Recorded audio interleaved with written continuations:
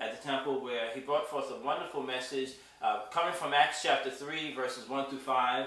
And he kind of focused on that last portion, that verse 5. And it's talking about the lame man that was sitting by the gate called Beautiful. And it says, and he gave heed unto them, expecting to receive something of them. He expected to receive something. I was sitting at the gate called Beautiful, a beautiful gate. But he's expecting, and he talked about even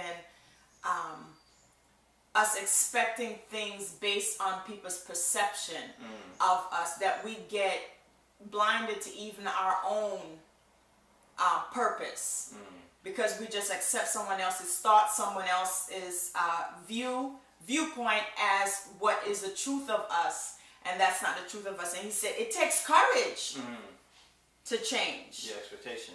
Yeah, it takes courage to change your expectation. It takes faith.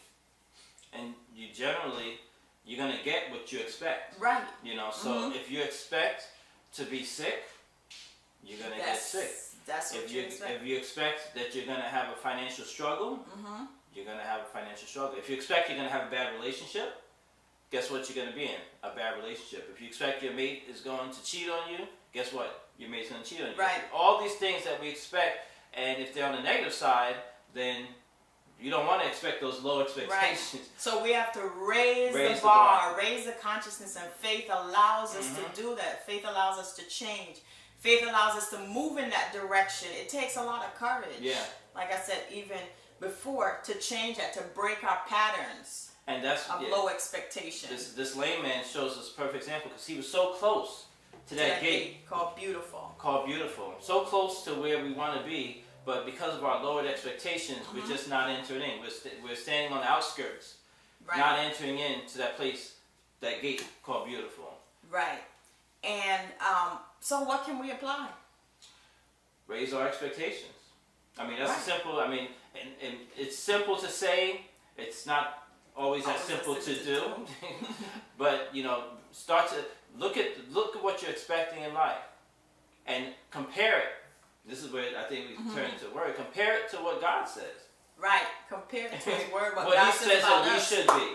Right. Because that's one thing that we were talking about yesterday, that He said we're supposed to be the head. And not the tail. And not the tail. So where have we been in our expectations, and is that what God says that we should be expecting, especially as children of the Most High? Right.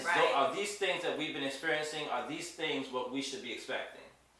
And also, too, and I think this kind of ties into it, we had a second service. Double blessed. That double blessing. And this particular pastor, he said this, and it just sums up everything. And just even us knowing our purpose in God. And he says, God hears. Yes. He remembers. God remembers. He remembers. He sees and he knows. God knows. He knows all that he expects of us. It's now us to raise our expectation. You put it together. To where God wants us to be. All right, with that, create yourself a wonderfully blessed day today, and we'll talk again tomorrow.